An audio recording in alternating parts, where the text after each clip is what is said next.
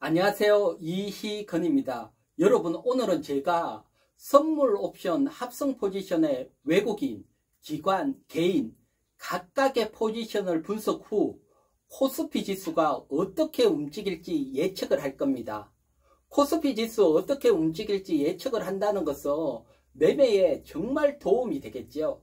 그리고 특히 선물 옵션 파생 매매 하시는 분들은 포지션 분석은 기본 중에 기본이고 반드시 알아야 됩니다. 이거 모르고 매매했다는 것은 돈 잃었다는 겁니다. 그래서 파생하시는 분들은 기본적으로 한 10번은 돌려보셔야 됩니다. 이번 영상 꼭 보시기 바라고요. 자, 시작하기 전에 제가 경고 한번 주고 시작을 할게요. 이번 영상 정말 어려운 내용입니다. 파생 분석을 하면 1년 중에 4개월, 즉 3분의 1은 지수 예측을 가능합니다. 그만큼 강력한 기법이 되겠죠. 하지만 그만큼 정말 어려운 내용입니다. 자, 이걸 알고 이걸 뛰어넘으며 고수의 길로 가는 거고 파생하시는 분들도 돈을 벌게 되는 겁니다. 자, 하지만 너무 어렵다고 판단되시는 분들은 마지막 결론 부분이라도 꼭 보시기 바랍니다. 자, 바로 시작을 할게요. 자, 여러분, 보게 되면 현재 방향성 예측은 다른 게 아니고 선물 옵션, 지금 파생인데 선물 옵션 동시 만기일일 때만 이 기법이 가능합니다.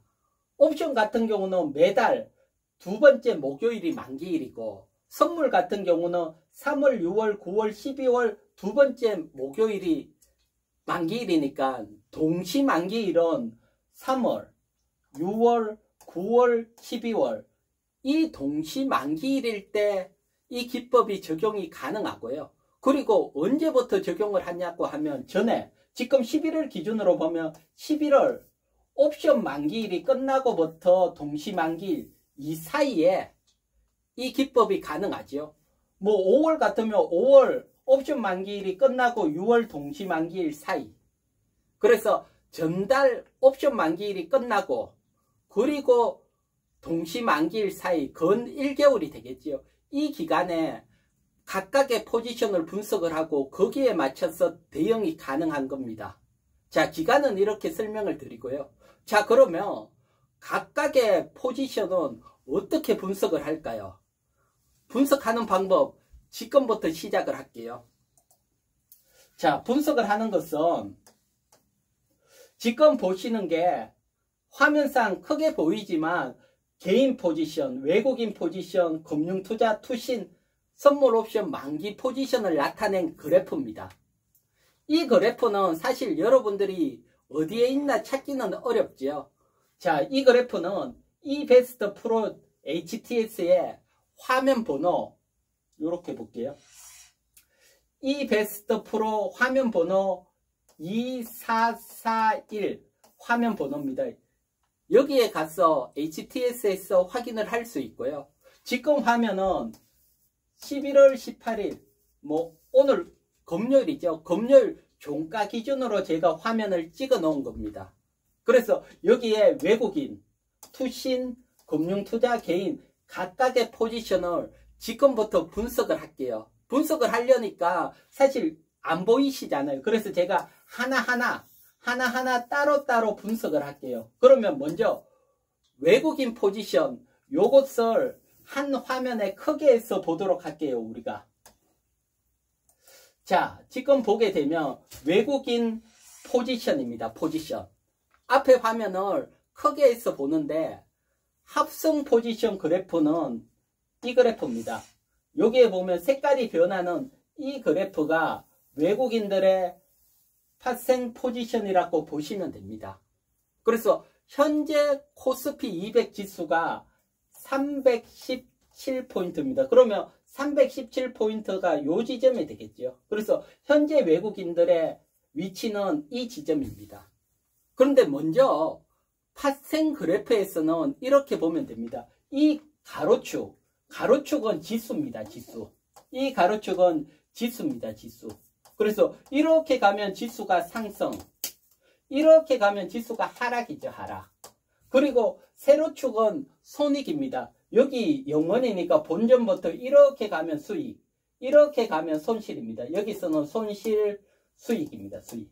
그렇다면 외국인들이 현재 317포인트면 이렇게 보면 수익이 무려 1131억 수익입니다. 현재 포지션이. 선물 옵션 만기에 이렇게 1000억씩 왔다 갔다 하는 게임이 일어나게 됩니다. 그러니까 지수가 큰 자금이 이루어지는 이 시장에 따라 지수가 움직이게 되죠. 그렇기 때문에 우리가 이 포지션을 분석을 해야 되는 이유입니다. 자, 그러면 지금부터 보면 가로축은 지수고 세로축은 손익인데 여기에서 여러분 약간 차이점이 있죠. 여기에 보면 코스피 200 317포인트인데 이게 지수로 환산하면 2444포인트입니다. 그래서 코스피 200 이 지수를 현재 코스피 200이잖아요. 200 지수로 환산을 해야 되는데 이거 환산 계산되기 너무너무 어렵잖아요. 그걸 여러분들이 할 수 없잖아요. 저도 마찬가지입니다. 이걸 하지 않고요. 대신 이것은 대신증권입니다. 대신증권. 대신증권 화면번호 9731입니다. 9731. 여기에 가면 환산표가 있습니다. 환산표 보고 그냥 환산하면 됩니다. 자, 그래프는 이베스트 증권 그리고 환산표는 대신증권 여기에서 각각 찾으면 되니까요. 일단 할 수 있는 토대는 제가 설명을 드렸고요. 지금부터 설명을 드리면 외국인들은 이제 보면 현재 이 지점에서 이렇게 지수가 상승을 하게 되면 이렇게 수익이 나는데 상승을 최대로 하면 여기서 수익이 꺾여 버리죠. 그래서 외국인들은 이 지점 최대 상승 지점이 2563포인트까지건 최대 상승을 시키며 여기에서는 2000억 수익이 나는 겁니다. 2000억. 그래서 외국인 입장에서 보면 지수를 최대 상승을 시키려고 하고 있고요. 하지만 뭐 악재가 나오고 지수가 밀린다고 하면 외국인들은 이렇게 지수가 하락했을 때 본전이 되는 이 위치가 2368포인트입니다. 이 포인트 위로는 지키려고 하겠죠. 그래서 넓게 보면 외국인들의 포지션은 이렇게 보면 됩니다.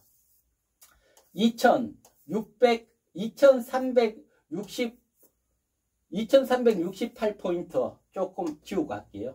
외국인들은 본전이 되는 이 포인트 이하로 가면 손실이 가니까 이 포인트 2368포인트부터 최대 수익 나는 거 지수가 더 상승하면 수익이 꺾이니까 최대 수익 나는 2563포인트 이 포인트 안에 지수를 유지하려고 하겠지요.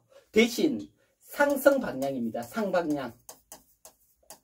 이 포인트 안에서 상승을 하면 할수록 수익이 커지니까요. 그래서 상승 방향에서 이 포인트 안에 외국인들은 지수를 유지하려고 무단히 노력을 할 겁니다. 그래서 우리가 첫 번째 외국인 포인트는 분석을 했고요. 자, 두 번째. 이거 나중에 총 정리를 해주니까 듣고만 계시면 됩니다. 두 번째. 금융투자, 정권 포지션을 분석을 할게요. 정권 포지션입니다.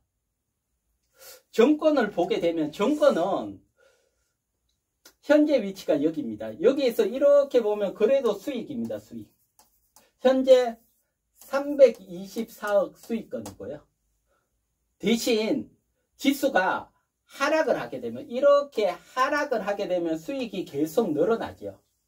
그래서 금융투자 정권은 하방향입니다. 하방향.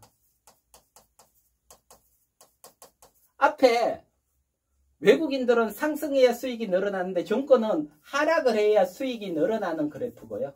대신 지수가 상승을 하게 되면 손실 임계점이 여기입니다. 임계점이 2485포인트입니다.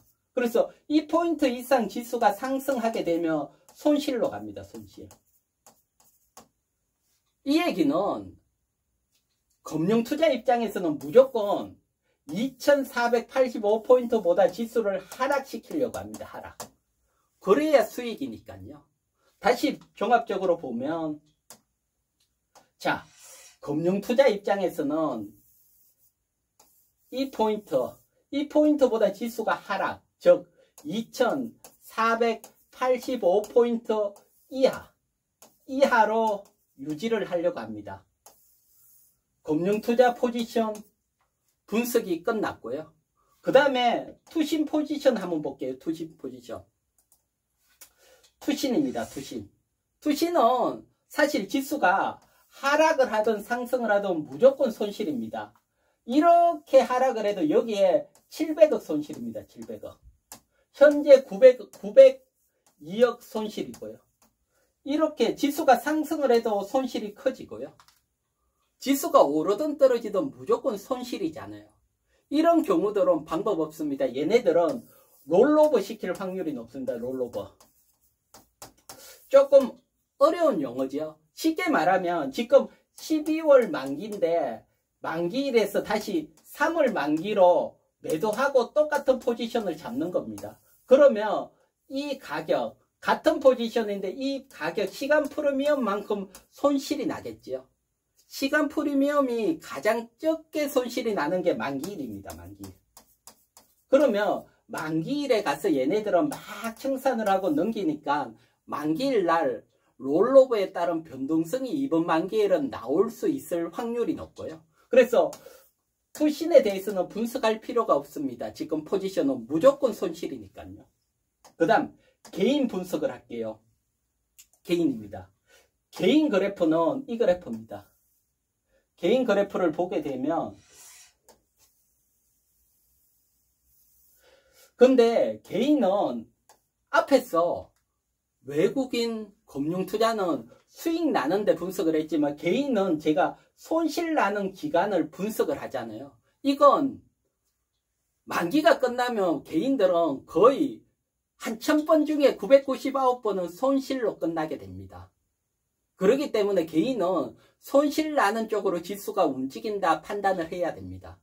이 얘기는 파생을 하게 되면 수익보다는 손실 날 확률이 훨씬 높다는 겁니다. 그렇기 때문에 파생 매매는 정말 자제를 해야 되고요.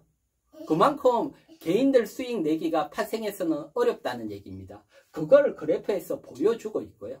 그래서 개인들이 가장 크게 수익 나는 구간이 이 구간입니다. 이 구간이 2390포인트에서 2544포인트. 현재 개인들은 313억 손실이고요. 그래서 이 안에서 지수가 끝날 확률이 높고요. 물론 조금 더 하락하더라도 계속 손실이니까요. 이 범위 플러스 알파만큼 지수가 움직일 확률이 높다는 겁니다. 자, 각각에 대해서 포지션 분석하는 건 어렵지 않지요? 이베스트 증권, HTS에서 포지션 화면 띄워놓고 그리고 코스피 200 지수 보면서 지수를 환산하는 것은 대신증권 화면에서 환산하면 되니까요. 자, 그러면 지금까지 제가 외국인, 기관, 투신, 개인 포지션 분석을 했잖아요. 분석을 막 지나왔으니까 사실은 뭐 분석하는 게 중요하지 전체적으로 외우고 뭐 적을 필요는 없습니다. 제가 종합적으로 정리를 할 거니까요. 지금부터 종합적으로 정리를 한번 해볼게요. 종합적입니다. 지금 12월 파생 포지션 정리를 하면 앞에 1번 외국인들은 상승했을 때 수익 나는데 이 범위 2368포인트에서 2563포인트 사이에 지수를 놓으려고 하고 될 수 있으면 상승해서 놓으려고 하죠. 상승했을 때 수익이 크게 나니까. 그 다음 금융투자 우리가 예전에 정권 있죠. 정권은 하방량입니다. 2485포인트보다 하락하면 수익이 나고 될 수 있으면 하락을 시키려고 하고 있고요. 투신은 무조건 손실이니까 롤오버 시킬 가능성이 있다. 그 다음 개인 손실이 가장 큰 구간은 2390포인트에서 2544포인트다. 포인트에 대해서는 각각 알았잖아요. 그러면 이제 어떻게 하자는 얘기입니까? 사실 분석을 하고 이제 적용을 하는 게 중요하죠. 어떻게 적용을 하는지 지금부터 알려드릴게요. 적용을 하는 게 사실은 더 중요하죠. 분석은 뭐 보고 분석이 가능하니까요. 적용을 한번 해볼게요. 지수에 적용을 하게 되면, 자, 여러분 지수입니다. 지금 오늘 기준 11월 18일 오늘 종가 기준 코스피 지수입니다. 코스피 지수에 이렇게 보면 외국인입니다. 외국인은 2368포인트에서 2563포인트 이 사이에 외국인들은 수익이 나는 구간이고요. 그 다음 금융투자는 2485포인트 이하에서 수익이 나고요. 개인은 이 부분에서 손실이 나고요. 조금 더 늘려도 손실이니까 손실이다. 그러면 지수는 각각의 힘 겨루기가 일어나죠. 지금 보게 되면 만기일 지나고 여기에서 지수가 상승을 하려다가 못하고 밀렸죠. 왜? 금융투자가 여기서 상승으로 가면 손실로 가잖아요. 그렇기 때문에 이런 모양이 나온 겁니다. 우연히 보게 되면 차트 모양이 우연히 만들어진 건 아니죠. 금융투자가 손실 안 나려고 버틴 겁니다. 버틴 거. 그리고 떨어뜨리면 수익권으로 가니까 현재 금융투자가 하락해서 수익권으로 왔고요. 대신 이것이 이렇게 무한대로 하락하지는 않습니다. 투시는 본전이 되니까요. 투시는 상승으로 올릴 거니까요. 그렇다면 우리가 여기서 예상해 볼 수 있는 것은 이 공통적인 지점, 이 지점. 이번 만기일은 금융투자도 수익이 나고 외국인도 수익이 나는 2485포인트에서 2368포인트 이 사이에서 만기를 맞이할 확률이 높다. 이렇게 분석을 할 수 있고요. 그래서 위로 올라가게 되면 다시 매도가 나올 수 있고 밑으로 확 빠지면 다시 올라갈 수 있을 확률이 훨씬 높지요. 그래서 이게 지수가 이렇게 간다면 여기서 리스크 관리를 해야 되죠. 자, 여기서 중요한 거 하나 설명을 드릴게요. 만약에 선물 옵션 파생 매매를 하시는 분들은 매매를 하게 되면 무조건 손실이 나기 때문에 해보시면 아실 겁니다. 하지만 이렇게 볼게요. 정말 큰 호재가 나서 지수가 이렇게 상승을 했다. 큰 호재가 나서 지수가 이렇게 상승을 했다. 상승. 이 지점에서 보면 금융투자도 손실이고 외국인들도 최대 수익보다 더 수익이 줄었으니까 무조건 일로 들어올 확률이 높겠죠. 그래서 이렇게 최대 범위가 벗어나는 이 지점에서는 파생 매매가 가능합니다. 여기서는 풋을 잡거나 선물 매도를 해서 떨어뜨리면 되니까요. 그래서 분석을 하다 보면 무조건 안으로 들어오거나 무조건 밖으로 나가야 되는 경우들이 나옵니다. 그때는 매매가 가능하지요. 자, 최종적으로 다시 한번 정리를 할게요. 여러분, 자, 오늘의 정리 최종적으로 전략 설명드리기 전에 어렵죠? 많이 어렵죠? 어려우신 분들은 제가 만기일 되게 되면 분석을 계속 해드릴 겁니다. 그러니까 저와 함께 하실 분들은 여기 구독 있잖아요. 빨간색으로. 구독 꼭 눌러주시기 바랍니다. 그리고 지나가는 길에 좋아요까지 눌러주시고요. 파생하시는 분들은 더더욱 아셔야 되고 주식하시는 분들도 1년에 3월, 6월, 9월, 12월 1년에 넉 달은 지수가 어떻게 움직일지 제가 알려드린다는 겁니다. 파생 분석을 통해서. 자, 여러분 1년에 3분의 1은 남들보다 더 강한 힘을 가지고 매매가 가능하지요. 그러니까 지금은 저와 함께 하실 분들은 구독 누르는 시간입니다. 구독 누르고 좋아요까지 필수로 눌러주시기 바랍니다. 자, 구독 누르셨죠? 구독. 자, 그러면 최종 결론을 낼게요. 일단 기본적으로 보면 이번 만기일 만기일 하루 전까지입니다. 12월 7일까지건 지수가 2368포인트에서 2485포인트 사이에 공방이 일어날 확률이 높다. 그리고 세 번째, 파생 매매 하시는 분들은 정말 호재가 나와서 2536포인트 위로 확 급등을 하게 되면 이때는 누구도 만족하지 않으니까 지수는 다시 하락을 하겠죠. 그래서 품매수, 선물 매도가 가능하다. 설명을 드렸고요.